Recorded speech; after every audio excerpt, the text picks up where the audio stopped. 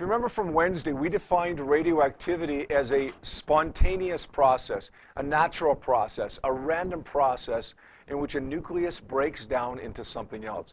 By natural, we mean that it happens on its own. We can't control whether it happens or not. By random, we mean that it happens when it wants to happen. We don't control whether it happens or not, nor do we control when it happens. It's a spontaneous, natural, random process whereby a nucleus breaks up, splits apart. It's unstable. It splits apart into something else. Now, there's three general types of radioactivity that we talk about in Physics 30. They are alpha decay, beta decay, and gamma decay. A nucleus can break up if it's unstable and generate an alpha particle. That alpha particle will have the following properties. How many protons? How many protons in an alpha particle based on the isotope notation that you see up there? 2. How many neutrons? 2. Yeah. In fact, an alpha particle is exactly the same thing, and I don't think we wrote this down when we did this on Wednesday. It's exactly the same thing as saying this, 42He. What's He stand for? Helium. An alpha particle is identical in every respect to the nucleus of a helium atom. An alpha particle is a helium nucleus. And we just often give it another symbol, the 4,2 alpha symbol, as opposed to the 4,2 He symbol, because of the way that it's generated from radioactive decay. Beta decay, well, we have two types of beta decay. First one we have was beta minus. Beta minus particle is going to look like this. So you got an unstable nucleus. It breaks up. It kicks off this beta minus particle. Beta minus particle is chemically identical to what? If the alpha particle is chemically identical to a helium nucleus, then the beta particle is chemically identical to an electron. Good. Same thing as saying 0 minus 1 E, an electron. The other type of beta particle is a beta positive or a beta plus. 0 plus 1. We still got 0 protons, still have 0 neutrons. So that's going to be chemically identical to not an electron, not a proton, but a positron, the antiparticle of an electron. And then, of course, we've got the gamma ray down here, which is entirely different than any of the above ones. We've got 0, 0 gamma. How many protons? 0. How many neutrons? 0. How many electrons? How many positrons? What is this then? If there's no neutrons, electrons, positrons, protons, what is it? It's electromagnetic radiation. And we talked about that in our last unit. Gamma rays are produced by radioactive decay or nuclear decay, and that's exactly what we're talking about now. Alpha decay occurs when? You get too many of something. You get too many protons or too high of a ratio of protons to neutrons. So when you have too many protons, sometimes what happens is the nucleus breaks apart, kicks off this little chunk of the nucleus, an alpha particle, and now you're left with something a little bit smaller, with less protons, also less neutrons, but in the process you're improving the ratio of protons to neutrons. So it might make it stable. It may not make it stable. You kick off this alpha particle, and it still may not be stable. It may have to break up again and kick off something else. But initially, at least, it gives off this alpha particle in an attempt to make it stable. Beta minus decay. What do you get too many of in beta minus decay? Too many neutrons. Now, a completely different process takes place here. When you have too many neutrons, what happens is the nucleus changes one of the neutrons into a proton and an electron. So a neutron becomes a proton plus an electron. The proton stays behind because protons are part of the nucleus. Protons are welcome in the nucleus, but electrons aren't. So the electron gets kicked out, and that electron that gets kicked out is the beta particle, the beta minus particle. Beta positive decay, or positron emission, sometimes we call it.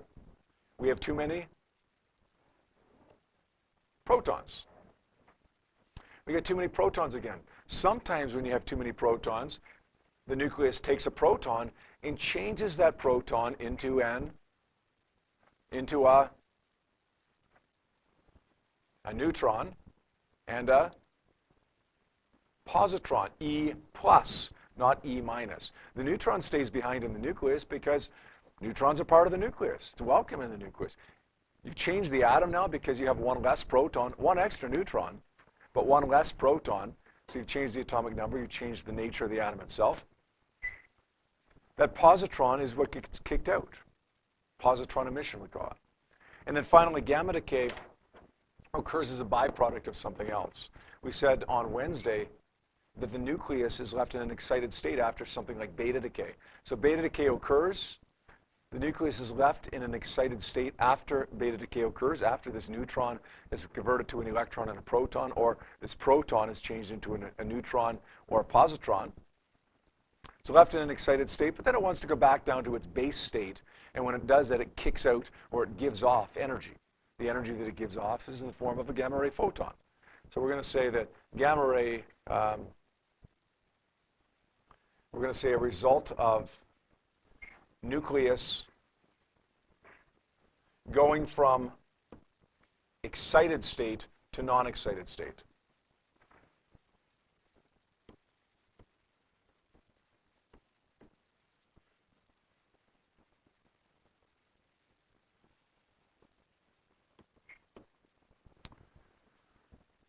We said on Wednesday, we kind of joked a little bit on Wednesday, look, if you've just witnessed a neutron change into a proton and an electron, you'd be excited too. Well, I said that simply to help you remember, when does gamma decay occur? Well, it occurs as a result of something else that's already happened.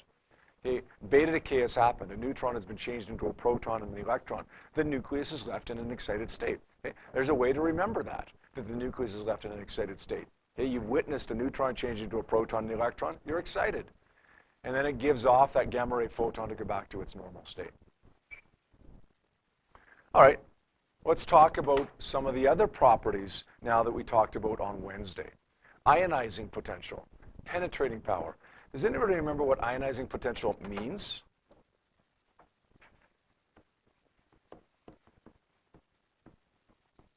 If we say the ionizing potential of an alpha, beta, or gamma ray, what does that really mean?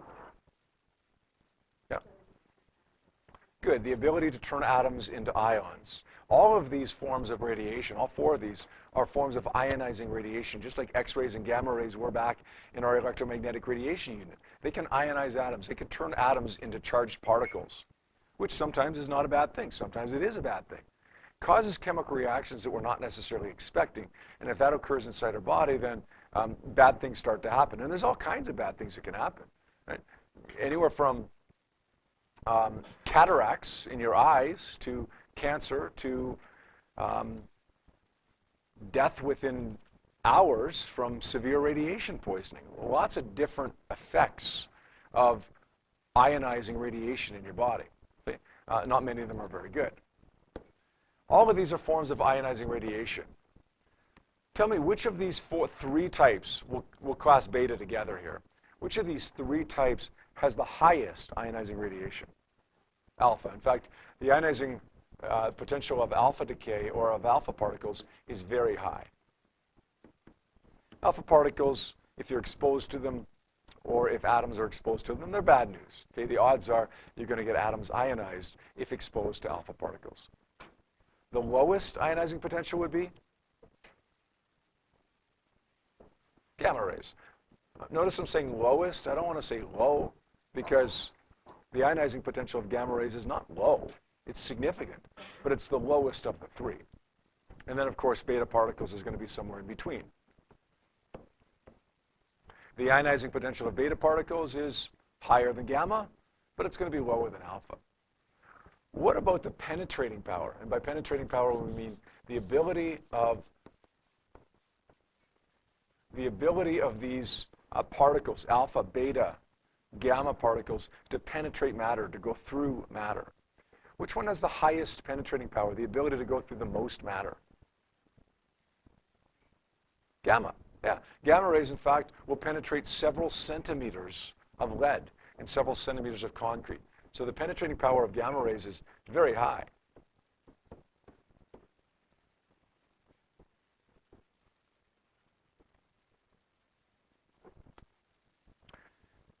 How many people have seen Indiana Jones and was the last one? What was the last one called? The Kingdom of the Crystal Skull. How many people have seen that? You've never seen it? It's not as good as the other three, I will say, but it was pretty good still. Yeah, it's fun. Yeah.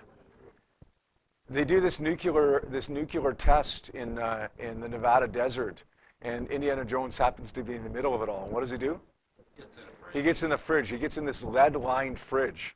He's getting in this lead-lined fridge to protect him from gamma rays, right? Gamma rays are produced in a nuclear reaction as a result of something else that's already happened. You get a nuclear bomb going off. Hey, that's exciting.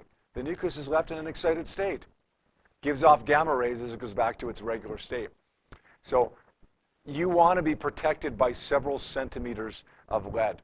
Okay, normally you don't want to hop in a fridge because you can't breathe very well in a fridge. But if the alternative is death within minutes due to radiation poisoning, then you probably want to get in the fridge, yeah. Hey, so there's the thing. Guys, you don't need a bomb shelter. Just hop in the fridge, okay? Just make sure you line your fridge with lead, that's all. Alpha particles have the lowest ionizing power, and I'm not going to say lowest, I'm going to say low. Sorry, not ionizing power, but penetrating power. It's actually quite low. Usually 1 or 2 sheets of paper will stop an alpha particle.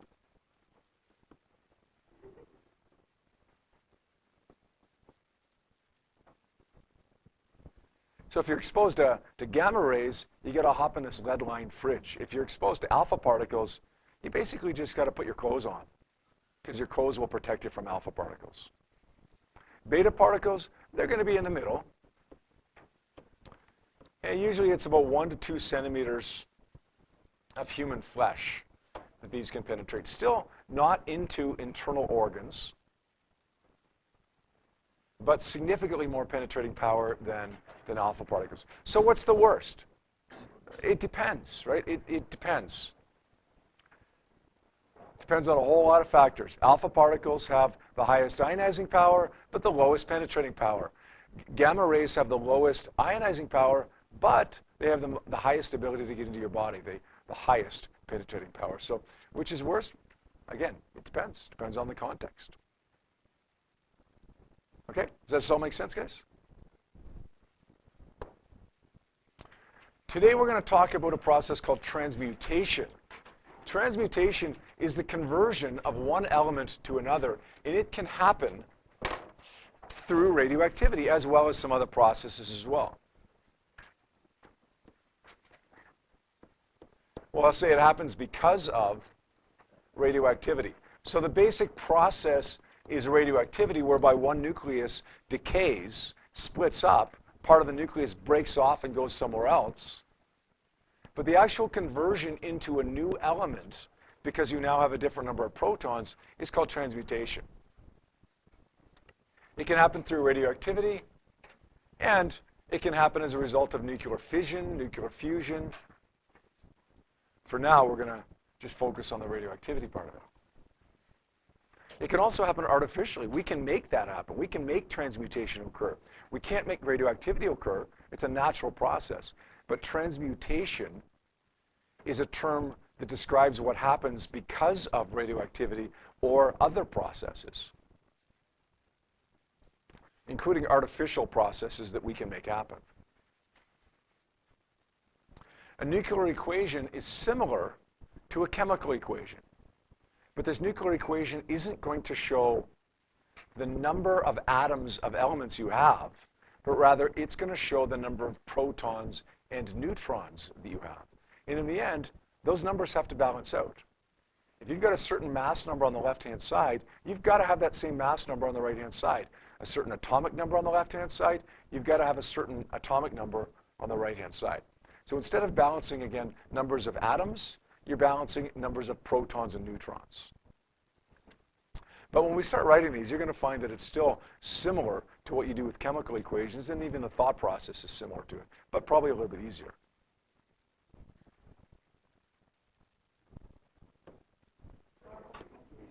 All right, let's do an example of one of these nuclear equations, one of these transmutation processes. Unfortunately, there's a number of these that are a number of examples that we're going to do here today, and none of which appear in your book.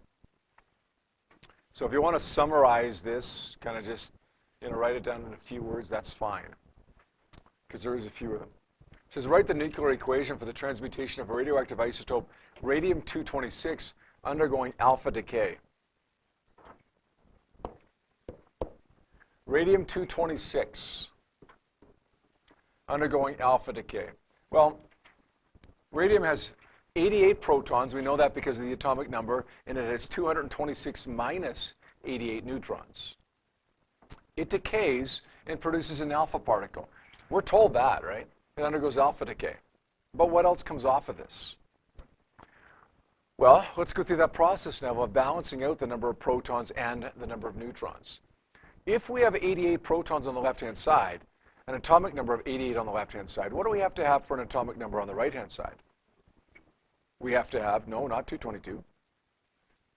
If we have an atomic number of 88 on the left side, we have to have an atomic number of 88 on the right side.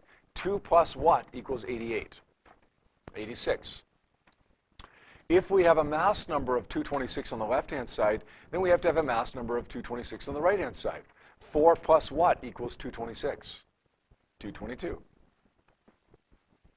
So we have 86 protons and then 222 minus 86 neutrons. How do we know what element that is?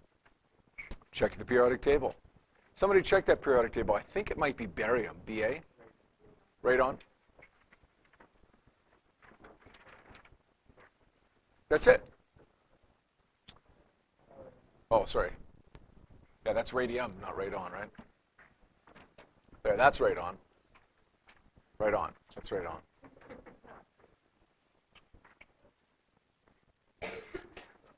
This is easier than balancing chemical equations, right? You don't have to worry about, you know what I hated about chemical equations? It's like, okay, I got it, and then you mess something else up in the process of doing that. Let's try another one. This one says, write the nuclear equation for the transmutation of a radioisotope lead-214 undergoing beta decay. We should have really said beta negative decay here, because in the end, there's two types of beta decay, right? Beta plus and beta minus. Beta minus is the electron that's emitted, and then beta plus is the positron that's emitted. Let's write this one in. This one's a little bit trickier. It's still not bad if we're careful, but it's a little bit trickier. Start with lead-214, 82. It undergoes beta minus decay. So we've got a beta minus particle or an electron that's emitted as a result of one of the neutrons being changed into a proton and an electron. What else? Let's do the mass number first here, okay? 214 on the left-hand side. What do we got to have on the right side? 214. 0 plus what equals 214? 214. That's easy. 82 on the left-hand side. What do we got to have on the right-hand side? 82. Minus 1 plus what equals 82? 83. Good. A common mistake here, a really common mistake, is to make that 81. People will get to say, oh, 81 plus 1 is equal to 82. Yeah, 81 plus 1 is equal to 82. 81 plus minus 1 is equal to 82. 83 plus minus 1 is equal to 82. I think when we do check your periodic table on this one, I think it's bismuth, Bi. Let's explain why this happened just for a second again. How is it that we have an extra proton here? Where did that come from? We had 82 protons, now we've got 83. Where did it come from? A neutron changed into a proton and an electron. We had too many neutrons, right? So now we have one less neutron, we have one more proton, and we have that electron that was kicked out as well, that beta particle that was kicked out. Now, pay really close attention to this. There is also something else emitted here. Something called an anti-neutrino. The symbol for an anti-neutrino is kind of like a script V with a little line over it. An anti-neutrino. In 1930, a guy named Wolfgang Pauli hypothesized the existence of neutrinos and antineutrinos, the antiparticle of a neutrino, to essentially account for missing energy. He hypothesized the existence of these things. Nobody saw them for a number of years. We have seen them now. We now have direct evidence to support the fact that during beta minus decay, an antineutrino is in fact produced. Does it play any factor in the balancing of this equation? No. There's no charge. There's effectively no mass. There's not zero, but effectively zero mass. So it doesn't play any part whatsoever in the balancing of it, but the antineutrino is there. Every time we have beta minus decay, we have an antineutrino produced. Got it? Let's try another one. Complete the following nuclear reactions. We get phosphorus 30 goes to sulfur 30 plus what? Well, let's look at the left-hand side, 15. 16 plus what equals 15? Minus 1. 30 on the left-hand side, 30 on the right-hand side. 30 plus what equals 30? 0. What kind of particle is this? It's a beta minus particle, or an electron. Anything else? An anti-neutrino is produced. Let's go to the next one. Uranium 238, 92 protons, goes to thorium 234. 90 plus what equals 92? 2. 234 plus what equals 238? 4. What's this? It's an alpha particle plus nothing else. Antineutrinos are produced with beta minus decay. Nothing else is produced with an alpha decay. C, nitrogen 13 goes to carbon 13. 7 on the left-hand side, we've got to have 7 on the right-hand side. 6 plus what equals 7? 1. 13 plus what equals 13? So we've got 0, 1. What's this going to be? It's going to be beta positive, right? A beta plus, a positron. What else do you think is produced there? A neutrino, not an antineutrino, a neutrino. The antineutrino is produced with beta minus, with the electron emission. The neutrino is produced with beta plus, the positron emission. I'm sorry? Yeah, the only difference in the symbol and the notation is that there's no line over top, yeah. What exactly is antimatter? An antineutrino is the antiparticle of a neutrino. A positron is the antiparticle of an electron. Antimatter has exactly the same properties in every respect as its matter equivalent, except for one thing, except for one property. And that can be a different property depending upon the type of antimatter that you have. With a positron, everything is the same as an electron. The mass, everything is the same as an electron, except the charge. The charge is opposite. Okay? So antimatter has exactly the same properties as its matter equivalent, except for one difference. Always one difference.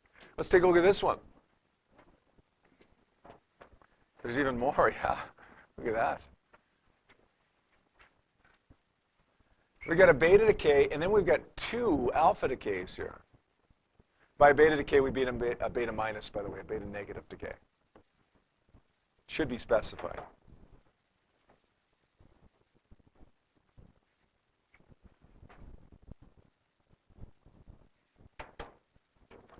All right, let's start off with 23491 PA.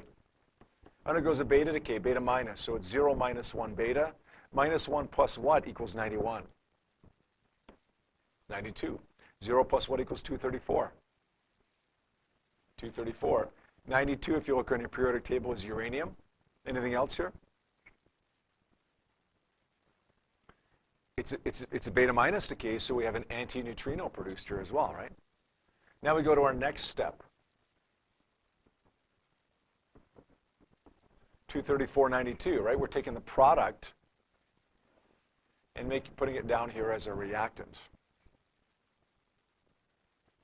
The product in a chemical reaction, what comes out of a chemical reaction we usually call a product, and what goes into a chemical reaction we usually call a reactant. In a nuclear reaction, what comes out of it, we don't usually call a product, although it amounts to the same thing. We usually call it a daughter nucleus. what goes into it we usually call a parent nucleus.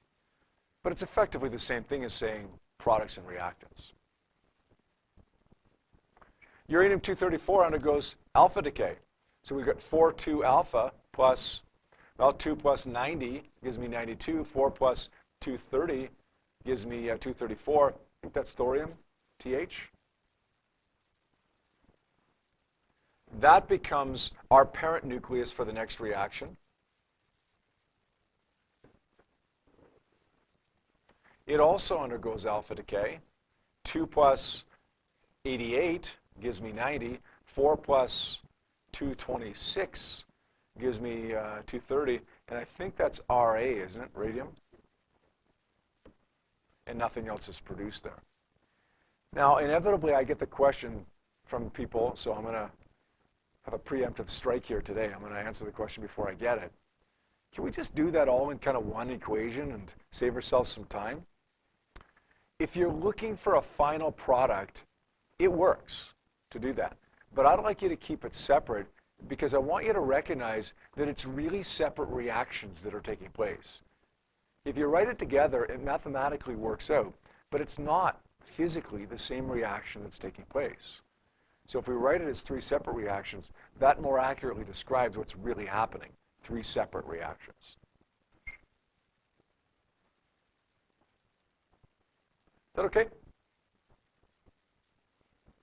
All right, I think that's probably enough examples, isn't it? When you're doing these problems, actually, hold on, I think there is one more that I want to do. Yes. No, I didn't actually. I'd forgotten about these ones. These ones are artificial transmutation equations. In other words, these ones aren't radioactivity. They're slightly different, although the thought process that we go through is exactly the same. Notice on the left-hand side here, we've got 2 things. We're bombarding nitrogen with an alpha particle. That's not radioactivity, but it still causes transmutation. 7 plus 2 on the left-hand side gives me 9. 8 plus 1 on the right-hand side gives me 9. 14 plus 4 on the left-hand side gives me 18. 17 plus 1 on the right-hand side gives me 18. What's 1, 1? That's not helium or an alpha particle. It's also not a beta particle. What is it? It's a hydrogen nucleus. So if you bombard nitrogen-14 with an alpha particle, then you're going to get oxygen and hydrogen. Cadmium-105 plus a beta particle, beta minus particle. 48 plus -1 equals 47. 105 plus 0 equals 105, so we've got to have 105 on the right-hand side. I think 47 is silver, I think, isn't it? Ag? So we're doing this as we're doing radioactivity, but remember, this isn't radioactivity. This is an artificial process, but the way that we do the transmutation is exactly the same. Just got to make sure that the mass numbers balance out and the atomic numbers balance out. I think we can say that's enough examples now. What I'd like you to do right now is to take a look at a couple of practice problems on page 799, a couple practice problems on page 800, a couple practice problems on page 803, and let's do the worksheet. Worksheet number, I believe it's 17. Worksheet number 17 as well. So, you know what? Why don't I copy these and put them on the same page, so that you can work on them all together, and then you can work on worksheet number 17, and then that'll be it for the day. All right, now we've got them all on the same page, 799, 800, and 803, plus worksheet number, what did I say that was, 17? Worksheet number 17. These are going to go pretty quickly for us, right? I mean, how many examples did we go through in a pretty short period of time? If you don't have to copy out the questions, you just have to do the solutions. It's going to go even quicker here, okay? So let's see what we can do. Maybe even get them done before the end of class here today and have no homework over the break.